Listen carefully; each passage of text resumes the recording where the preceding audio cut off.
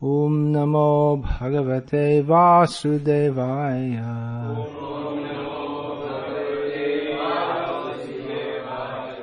Om Namo Bhagavate Vasudevaya.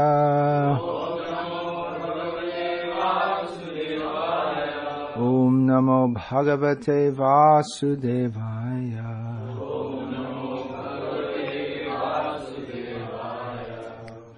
Chandangsyanantasya shirogrananti dangstrayamah sneha kaladvijani haso janon mada kari chamaya duranta sargo yadapanga mokshaha. They say that the Vedic hymns are the cerebral passage of the Lord, and his jaws of teeth are Yama, god of death, who punishes the sinners. The art of affection is his set of teeth, and the most alluring, illusory material energy is his smile. This great ocean of material creation is but the casting of his glance over us. Purport. According to Vedic assertion, this material creation is the result of the Lord's casting a glance over the material energy which is described herein as the most alluring, illusory energy. The conditioned souls who are allured by such materialism should know that the material temporary creation is simply an imitation of the reality, and that those who are captivated by such alluring glances of the Lord are put under the direction of the controller of sinners called Yamaraj. The Lord smiles affectionately, displaying his teeth. The intelligent person who can grasp these truths about the Lord becomes a soul fully surrendered unto him. Srila Prabhupada begins this purport by, as a follow-on to the previous purport. Prabhupada states, according to Vedic assertion. In a previous purport, Srila Prabhupada has stated that common sense is always imperfect, whereas the description in the Shastras is always perfect and complete. Srila Prabhupada is writing this in relationship to the description of the universal form, in which the sun is sometimes described as the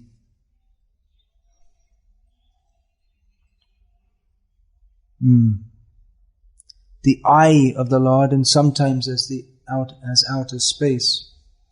And what to speak of that, the whole description of the universal form, it sounds not very commonsensical. To the person who is grounded in common sense, this sounds like nonsense.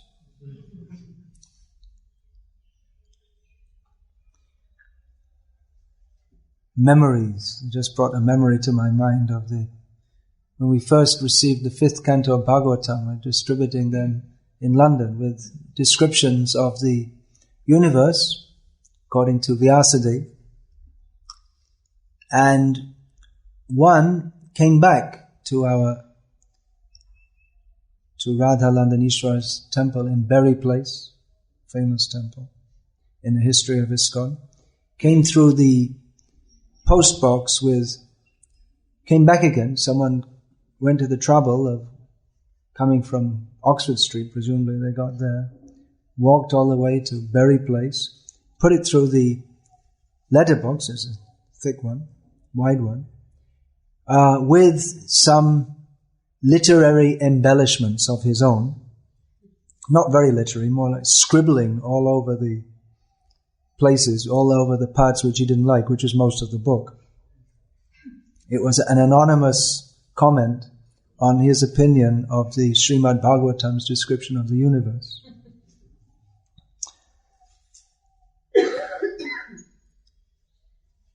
It doesn't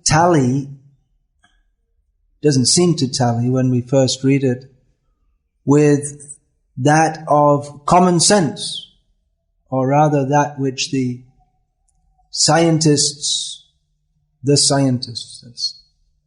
a term you can throw whoever you like in there, whoever fits the bill. If the shoe fits, wear it. The scientists tell us various things about the universe which are supposed to be according to common sense. And we should believe that and not believe the Bhagavatam, which doesn't sound very sensible. At the center of the universe is Mount Meru, which is an upside-down mountain, for instance. And the sun is going on a chariot on a big range of mountains which surrounds the whole universe. Lokalok mountains.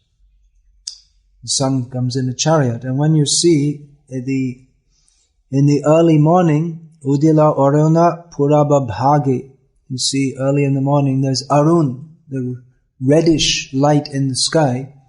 That is Arun, that's the charioteer of the sun. In the chariot there should be a chariot driver, and his name is Arun, and that's the red light which you see before the sun rises. That's Arun, because before the passenger in the chariot comes, the sun, there comes the chariot driver, right? That makes sense.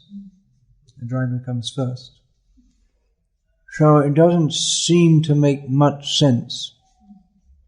However, common sense is always imperfect, whereas the description in the Shastras is always perfect and complete. This may seem like fanaticism, that we should believe this and not believe, for instance, that, what was their name? Buzz Aldrin and company? What? Do you have any Americans here? Glenn Armstrong? Neil Armstrong. I thought that was a singer. No? That's Neil something else. Anyway, sorry, I'm not very good at modern American history. I have to make some excuse. So anyway, someone, Neil Armstrong, landed on the moon and jumped around a little bit and came back.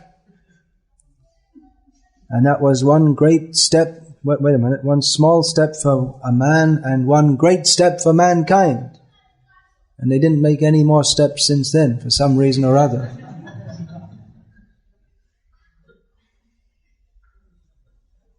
You're all laughing?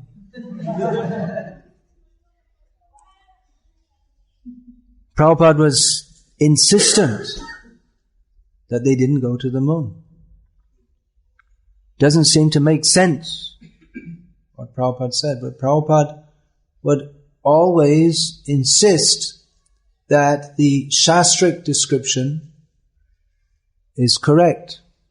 Before they went to the moon, or before the time that they were said to have gone to the moon, there's an interview with Srila Prabhupada in San Francisco, I think, and the interviewer was saying that, well, you're saying they can't, what do you think of the moonshot? It's coming up. It's going to be one small step for man and one great step for mankind. What do you think? And Prabhupada said, they can't go, they're not going to go because you can't go. And the reporter, or the TV man, whatever it was, said, well, what if they do go? Won't that cause your disciples' faith in you to break, that you're saying that they won't go to the moon because they can't go to the moon because according to the Shastra description, the moon is further away than the sun, and anyway you have no eligibility to enter there. That is presided over by the demigods. And you'll get kicked back like Trishanku or anyone else, or Ravana who tries to go by some other method except the, what is that? That Trividya, Soma, what is that in Bhagavad-gita? It's mentioned that following the three Vedas and drinking the Soma Ras, and so one can go by the Vedic method, not by any other method. You'll get thrown back. So what will happen to the faith of your disciples? Because you're stating this as a tenet of Shastra, that they can't go. and their faith is in your word, what will happen if they do go? And he was convinced that they are going to go. It's going to happen very soon. Prabhupada said, well, they can't go. And he said, well, what if they do go? And they can't go. And what if they do go? They can't go. It's not going to happen. But what if, anyway, despite your saying they do go, but they won't go? And it went on like this. And then they went. And we saw it on TV, at least those who bothered to stay up in the middle of the night in England, where this little worm sitting up here was in a little boy's body at that time. Those who bothered to stay up to watch that small step for man and that great step for mankind, they could see the small step for man live from the moon. Great triumph of modern technology. So it appears to be common sense that they went to the moon and the sun doesn't go on a chariot and the moon is closer than the sun and there isn't an ocean of ghee or sugarcane juice or booze or any such things. It appears to be sensible to believe that which our explorers, cosmologists, etc. have presented to us as reality. And it appears to be simply fanatical to accept what is stated in Shastra. So, what are we doing here? We're all fanatics? Or another line is that we can accept what is in Shastra, the spiritual part, but not the material part. That's another way. That's one way of accommodating the information in Shastra which doesn't fit with common sense. Of course, then we have to see which part of the Srimad Bhagavatam is material, because according to the Srimad Bhagavatam itself, or according to Chaitanya Mahaprabhu, the Srimad Bhagavatam is fully spiritual. According to Padma Purana, it's all the body of the Lord. There's nothing material here. It is revealed by the Supreme Lord, and it is non-different from Him. So, if we're going to say a material part of the Srimad Bhagavatam, we might get in trouble there, because even though there are descriptions of the material world, it's all in relationship with Krishna. And every verse, prati shloke, what is that? No, that's Chaitanya Mahaprabhu said that. Krishna Tula Bhagavat Vibhu Sarvashroy prati shloke prati akare. Nana Artha Koi. He said that Srimad Bhagavatam is the same as Krishna. As Krishna is all powerful and can give shelter to all, so similarly Srimad Bhagavatam, and every verse and every syllable has various meanings. It can be understood in various ways, although the core meaning of every shloka is Krishnastu Bhagavan Swayam, that Chaitanya Mahaprabhu's voice, Srila Jiva Goswami has ascertained. So, if we say that we'll accept the spiritual part and not the material part, that means we'll accept it all as material. That is Mayavad. Mayavad is to say that all is one, and in this way to convert spiritual into material, but because we have no clear concept of spiritual, that means actually we convert that which is spiritual. No, sorry, the Mayavadis, they want to say the material is spiritual, but by doing so they convert the spiritual to material, because they don't know what spiritual is. Spiritual means in relationship to Krishna. But they say everything is in relation to Maya. Maya is the principle of reality. Maya is reality. Of course, they say sarvam kalvidam brahma, brahma satyam jagan mithya. But then they say that this world is Brahma. This world is everything is Brahma. So this world is also Brahma. Not differentiating between the Lord and His energies and the interrelationship between them. So, how to understand this? That in the spiritual world, not even in the spiritual world, in the heavenly planets, more unusual things. We have rivers of mango juice. They're such big mangoes, they fall down and poof, mangoes burst and it comes out. Mango juice. Rivers, flowing rivers of mango juice in the heavenly planets.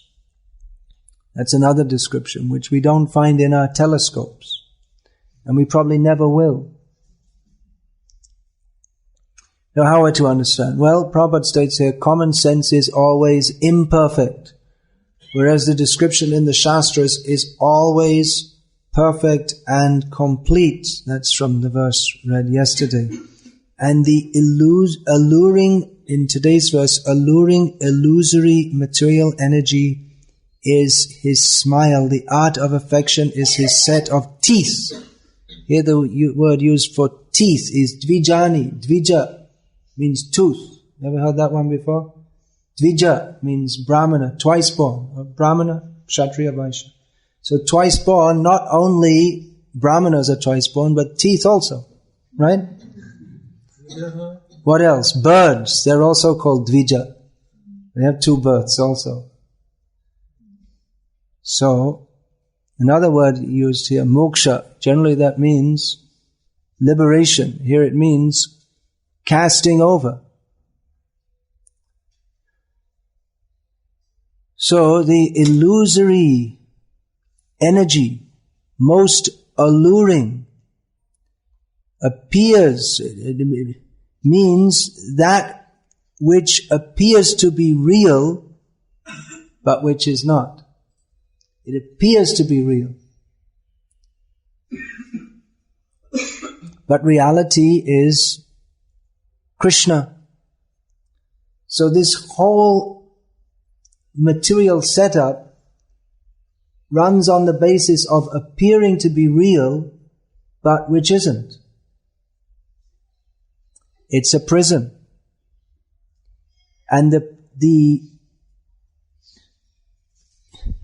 trapping principle, or the principle of by which we're tied up, we don't appear to be in prison, we appear to be free, but the principle by which we are tied up is the principle of desiring to enjoy separately from Krishna. And Krishna gives a Disneyland for us to attempt to enjoy. And we appear to be free. I'm free. I can do what I like. With this illusory idea. We should have freedom. We should fight for our freedom. And there's no freedom. The yasyagaya brahmiti samvrita kala chakra. The sun isn't free. Massive planet. All the planets are moving under the order of Govinda, and we think we are free. We can do what we like. There's no freedom. But this illusory energy, it appears as if we are controlling. That is Maya. Ishvaraham aham bhogi. I am the controller. I am the enjoyer. It's set up in such a way that this appears to be reality. That I am controlling, I am enjoying. We don't see the relationship with Krishna. There's nothing unreal in the whole material manifestation. But the non-reality is our perception of it as being a place for me to enjoy. And this allure, the smile of the teeth, the affection, the illusory affection of this material world. But those teeth, they're also for chewing up. We find in Bhagavad-gita that All the warriors are entering into the teeth of the universal form and being chewed up. So we are attracted by the smile, by the affection of this material world. In this material world, affection means that I take someone's good wishes and exploit that for my own enjoyment. Whereas in spiritual existence means, as Prabhupada writes here in the purport, to become a soul fully surrendered unto Krishna, that one becomes an instrument for Krishna's enjoyment. So that's just this difference, this where and how to place our affection. If our affection is for Krishna without any conditions, that we've so foolishly placed conditions. Even if we are to approach God, we'll have some conditions. You give me this, I'll offer you a flower. They have also. So there are so many temples. You go, you get your wish, you do some vrata, and then you get your wish fulfilled. Then you have to go back and do something else. And after your vrat's fulfilled. So there are some business dealings. But this is Maya, the most alluring, illusory energy by which we think we could and we should enjoy this material world. And God is our partner in crime. He helps us with our exploitation. As Prabhupada described, the householder is praying, "Dear God, please protect." And the thief is also praying, "Dear God, please help me to do my job properly." So God is perplexed what to do. They're both praying, "Please help, please keep the thief away, and please help me to steal very nicely." So the honest householder, he's also a thief. "Dear God, you protect my property very nicely so that I can enjoy it, and I'll give you a little something." The thief is also praying, "I'll give you something. We'll give you something. We'll offer you some householder. Chop off his head and offer the blood." There used to be here in Bengal. You know this English word thug? It comes from thuggy. That's one kind of set of Shaktas, worshippers of Kali, they were gang. They used to, highway robbers. They used to catch people and offer them to Kali, having stripped them of all the gold and whatever else they might be having. It was a religious act. So Hinduism is all-encompassing. So this illusory idea that we can enjoy this material world causes us to perceive everything incorrectly, and therefore what we call common sense is not at all sensible. Just like it's very common in the history of religion, not only in the modern Hare Krishna movement, that some person, often a young person, will want to dedicate their life fully to the religious life. And their parents and relatives, being possessed of vast reserves of common sense, do everything in their power to stop this happening. It even happened with Raghunath Das Goswami. Usually the common sense means, give them a wife, quick, so that they become sensible and forget all this idea of dedicating their life to God. It's all, you can be religious, that's okay, but not too much. This was Raghunath Das Goswami's parents' idea. Yes, we support the Brahmanas, and we're good, pious people, but that's enough, not too much. So common sense dictates that we should not pursue a goal that is doubtful anyway. This dedicate your whole life to understand God, and who knows if there is one anyway. Why don't we do something commonly known as sensible, like building a factory or sweeping the floor in a factory and living a normal, decent life. As was stated by Dale Carnegie, that it's better to produce underpants and do something practical for the people of the world than become a religious fanatic. I'm paraphrasing.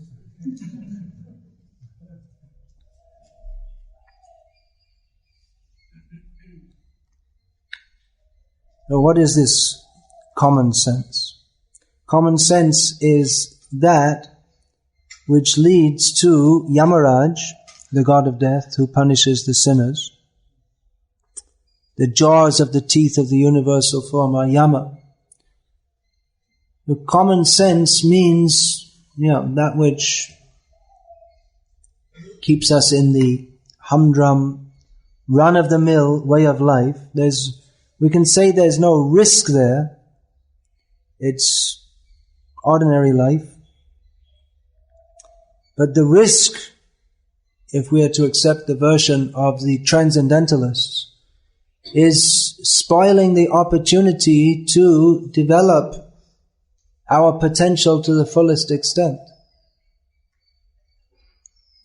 If what is stated by all transcendentalists is true, then common sense stinks. It's keeping us bound up in a way of life which is not in our actual interest. By common sense, we perceive this world in a certain way. It is the field of my enjoyment.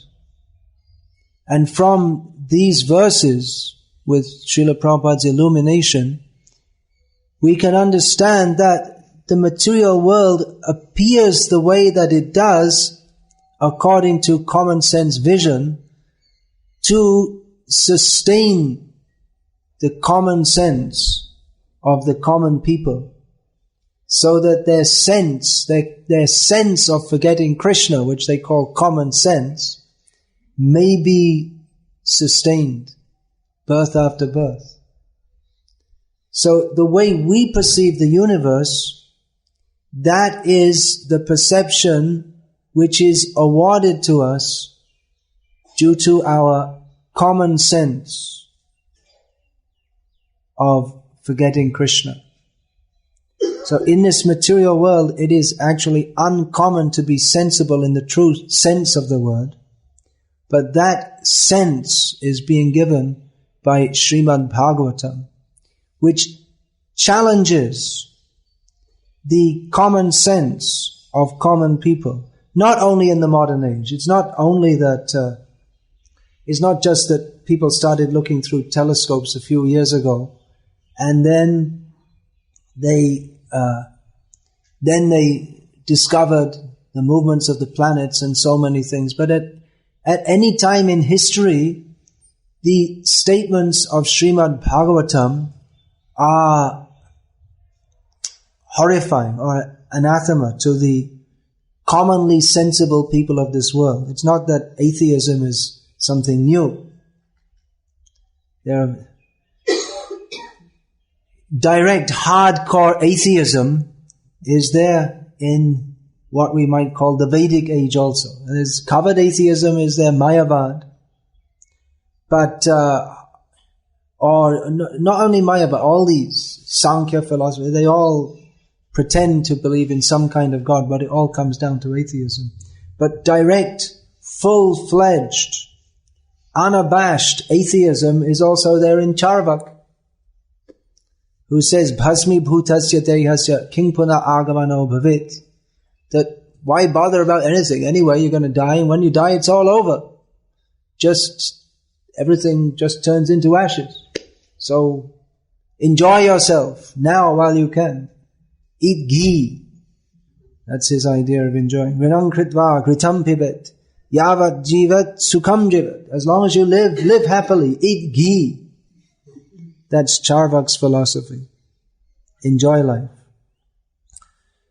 So Charvak doesn't give a damn about the descriptions in the Srimad Bhagavatam because he's too busy enjoying ghee, if he can get it. Because it seems he didn't have a good supply. He's recommending borrow it. Somehow or other get it. Doesn't seem to be a very wealthy atheist. But he's, to him, philosophy, even though he's propounding some kind of philosophy, his philosophy is not concerned with any higher truth than that which the animals also have, which is to enjoy the senses. So, to Charvak, he is quite satisfied with the descriptions of the universe, or of anything, as far as we can perceive it with our senses, because that's the platform he's on. So to sensory perception,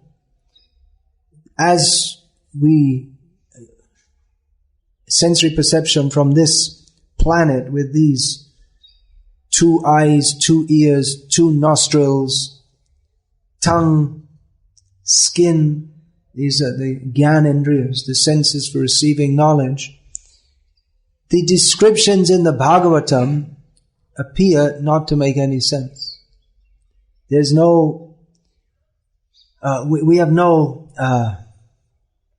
experience of an ocean of, what to speak of, yogurt or milk or booze. We have no experience of even an ocean of clear water. That's one of the oceans. According to our modern scientists, the salt is required in the water, otherwise it would all go slimy and you'd have too much spirulina in it. And it would not be the way it should be to sustain life on this planet as we know it. And what to speak of an ocean of milk? Is it homogenized? Refrigerated? Otherwise it should rot, shouldn't it? And what about the ocean of liquor? That means there should have been an ocean of grape juice or something previously to convert it into liquor. In India it's mostly not grape juice, there's all different kinds.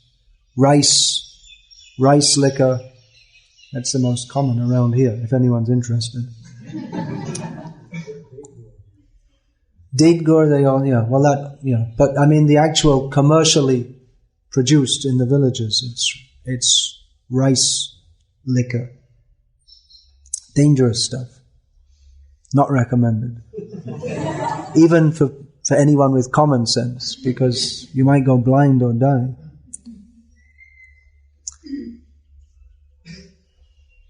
So it is a challenge to common sense that these things can exist.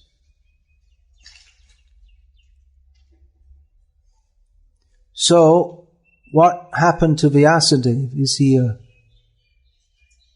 Is he a fool, or he was just in between these highly philosophical descriptions, and all of a sudden he's inserting wildly imaginative descriptions. Vyasadeva gives information which is what's that word? Praman. What's the word? It's verifiable by modern science. There's much information that Vyasadeva gives. For instance, the development of the embryo in the womb, as described in the 3rd canto of Bhagavatam, fits with modern gynecological research, which is supposed to be modern knowledge, just coming up in the last, I don't know, maybe since they made x-rays and zapped the babies in the womb with x-rays and gave them cancer. So that's modern knowledge, but it's there in the Bhagavatam also. So Vyasadeva is giving highly scientific knowledge, but then all of a sudden you have people with 10 heads and someone with 4 arms, and then he changes it to 2 arms according to his will, and so on and on and on and on. There are many things which defy common sense. This is a God's eye view of the universe, and we are seeing through our ant's eye. We are tiny little beings on a tiny little planet. We don't even know where we are. Although we may say we're in some galaxy or whatever, but we don't really know where we are. Now, our ability to see is limited, and our intelligence to process what we see, that's also limited, and it's also colored by our perceptions are colored or biased by our desire to enjoy everything and control everything. Ishvaraham aham bhogi. Therefore, the universe is manifested to us in a certain way. Our ability to perceive. The ant can also perceive. He may be in the same room as us, but due to having senses that are in some ways less developed than ours, although in other ways the ant's senses are more developed than ours, because if there was a grain of sugar on the other side of the room, now if we blow that up proportionately, our ability to find that, drop a grain of sugar, come back in 3 minutes, there'll be ants all around it. How? So their sensory ability is in some sense more developed than ours, but in other ways is less developed. So even though they see this room, they don't see it in the same way that we do. They can't perceive the movements of human beings within the room. It's too big for them to understand. Although they can perceive it, they might see, or more likely they'll feel the vibration of footsteps on the floor. But their ability to see in the way that we see is not possible, because we're too big and too close. One's vision depends on various factors. One's positioning is very important. You can, just like if people are moving around on the street, you can see their movements much better from 3 stories up above them than you can from being right down among them, isn't it? You can see how the people are moving, or how the traffic is moving.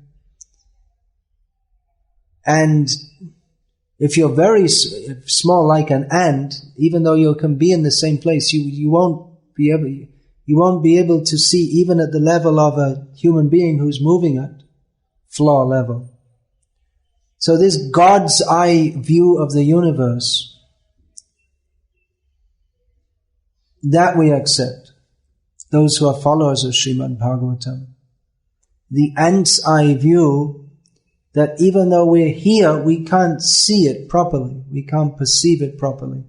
And our perception is also covered by our desire to enjoy. Therefore, we are granted a certain vision.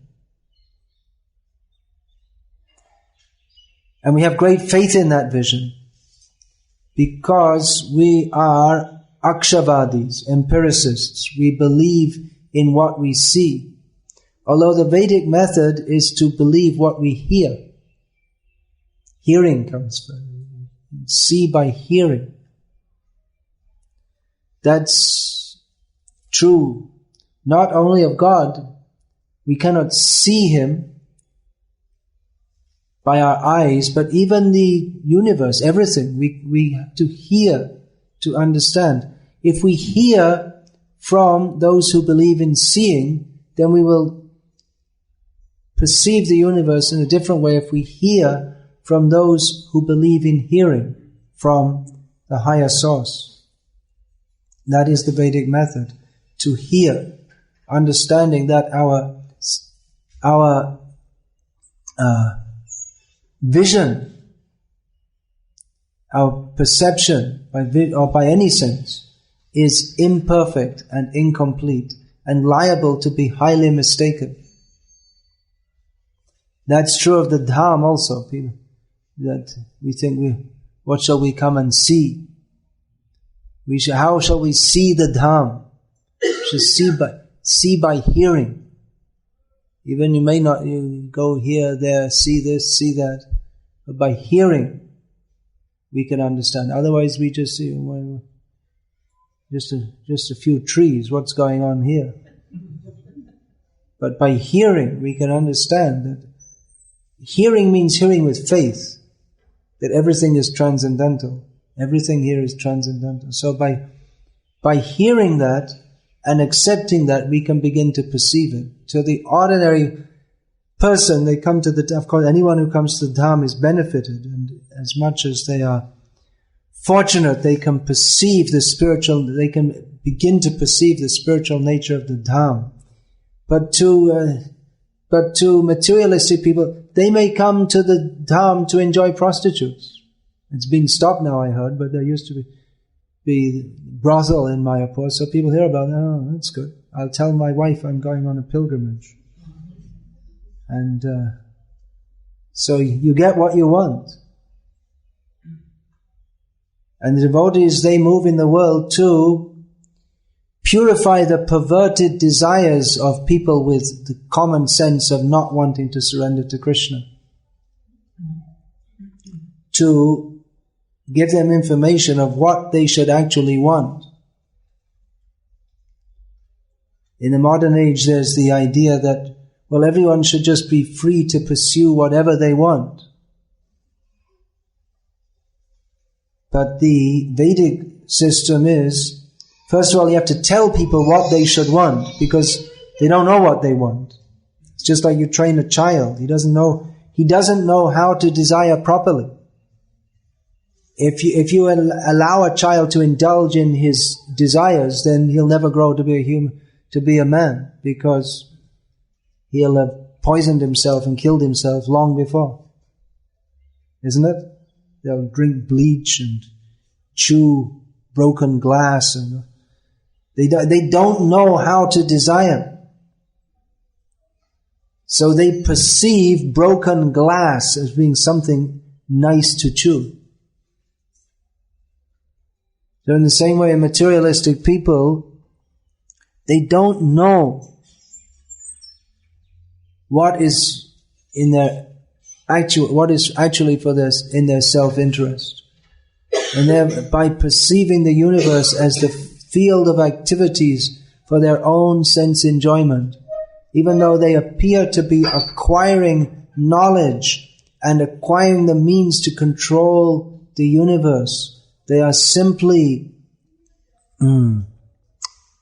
making progress towards their yet again going to the place of Yamaraj. So this is the important point which Prabhupada and all the acharyas, especially in the modern age, they make again and again and again. That this common sense, which has been so much promoted, that empirically derived knowledge or scientific knowledge, this is sense. That no, it's not sense. It can never be correct. Never.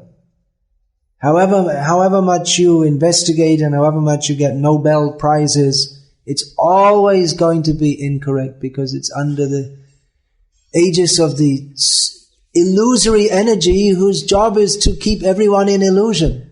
So it's guaranteed to be illusion. Even though it may appear to be real to other persons who are in illusion, it appears to be real. But it's all illusory. And even the scientists are just about beginning to admit that after about 100 years of being bewildered by their science no longer appearing to make any sense. Some of them are beginning to admit it, and are beginning to look towards the transcendental. Beginning. It's very difficult for them, but beginning to. So this Vedic knowledge, this is actual scientific knowledge. Science means Vigyan, Vishesha Jnana. That is given in Shastra, especially Srimad Bhagavatam. It's not that the descriptions of Srimad Bhagavatam of the material universe are incorrect. They are fully correct. But if we should understand that if we perceive them as incorrect, then our perception is incorrect. Just like we might perceive the sun as being how far away? 300 meters? It's difficult to imagine a body even being 300 miles away. Isn't it? If we weren't told that it was 93 million or whatever miles away, then we probably wouldn't guess that. But when we're told that, we say, oh, okay, we believe. We don't know how to so-called prove it. But we believe it. It's not common sense, but it's what we're told. So the devotees, they accept what is given in Shastra. The Shastra very sensibly describes how this material world is a place of suffering and repeated death. And understanding that the Shastra gives this vital knowledge, this most important knowledge. And we understand that those who are compiling the Shastras, or those who are giving the Shastras, they have got this highest, most important perception. So they should understand what's going on. For all their space rockets and test tubes, the mundaners have missed this most important point about the material world, that it is a place of suffering. And all their endeavors are to try to make it a place of enjoyment, which is impossible. So that those who have come to this higher platform of understanding that this material world is a place of suffering, they can understand that all the endeavors of materialistic people, they're simply endeavors in the darkness of ignorance. Even though they call it knowledge, we're increasing the borders of knowledge, expanding the borders, but it's all endeavors in ignorance. It's all the endeavor is how to make this material world a better place. For what? You won't live to see it. Well, for the future. So what? For future generations. But why? Why bother?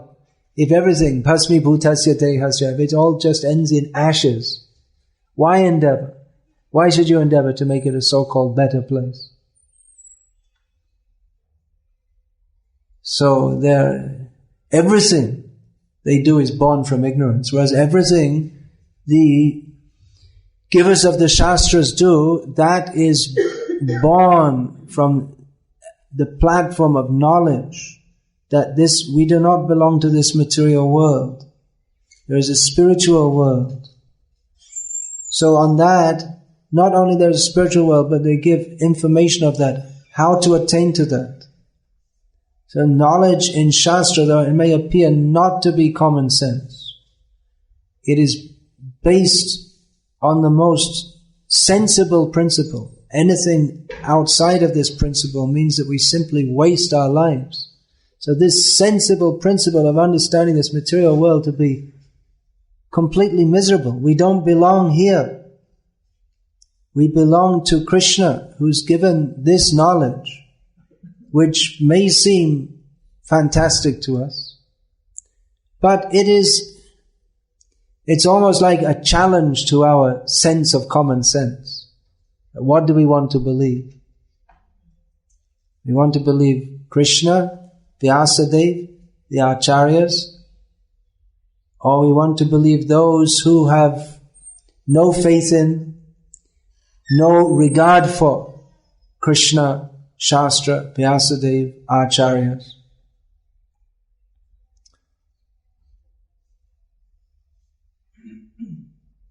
So this is the highly challenging statement. Common sense is always imperfect, whereas the description in the Shastras is always perfect and complete. It may seem to be fanaticism, it's based on faith. But then these statements of the commonsensical people is also based on faith. They have faith that we say, well, we can see it. And they presume that to be reality, what they can see, what they can measure. So that's also just faith. We say, well, we can see it, we can perceive it, but that means you have faith in your perceptions, which just leads you. You don't know what the goal of life is, or there is any goal of life except trying to live in this material world more happily, which is a proven failure in every case. So ultimately it comes to faith. Some people believe in Shastra and some people believe in what they can perceive or what others tell them that they perceive. We don't perceive the sun being 93 million miles away. We don't perceive practically anything that the scientists tell us, but we believe them because they tell us that they perceive it, or they've calculated it. So it may seem like fanaticism because it's different to that which most people in the world believe, but it's a different belief, that's all. Shraddhamayo yang purusha. Everyone has some kind of faith. We are not all-knowing. Bhagavan is all-knowing. We don't know everything. We have to accept almost everything on faith. So it's a question where we place our faith, that's all. There could be a lot more said about this, but I probably said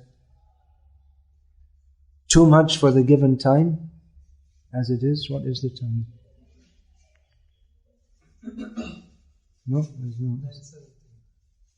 9:17. Well, there's no clock on here. All right, Hare Krishna.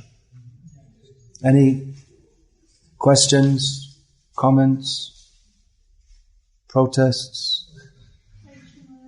I would be very interested to hear you speak about pratyaksha in terms of the spiritual direct perception. What is the nature of it? What is the nature of spiritual pratyaksha? Bliss. Direct experience of Krishna. Every sense is overwhelmed by Krishna. Hearing the sound of Krishna's flute. Tasting the taste of Krishna's lips, if you're so lucky to be kissed by Krishna. Seeing the form of Krishna. Then philosophy, there's no philosophy there. That's already the result of all philosophy is there. Pratyaksha-vagamam dharmyam susukham kartamavyayam. Yes, please.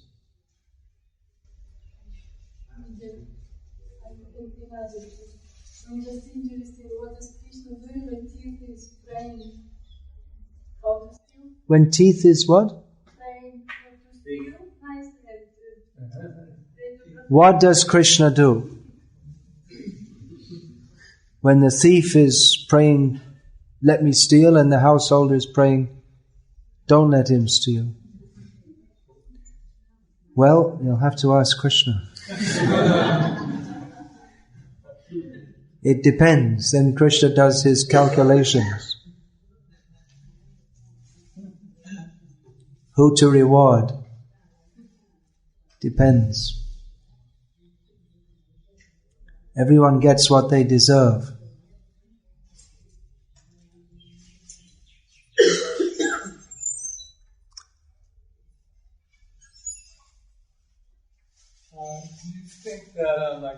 Do I think? I don't accept that question. Do I think? I try to think in the way that Prabhupada taught us to think. As for my own opinion, it's as useless as yours or anyone else's.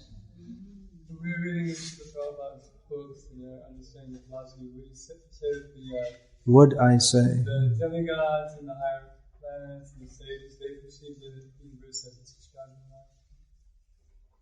the Yeah. Do the demigods in the higher planets perceive the universe as it's described in Srimad Bhagavatam? Do I think?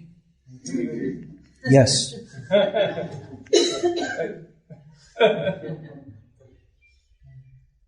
They are part of the Srimad Bhagavatam.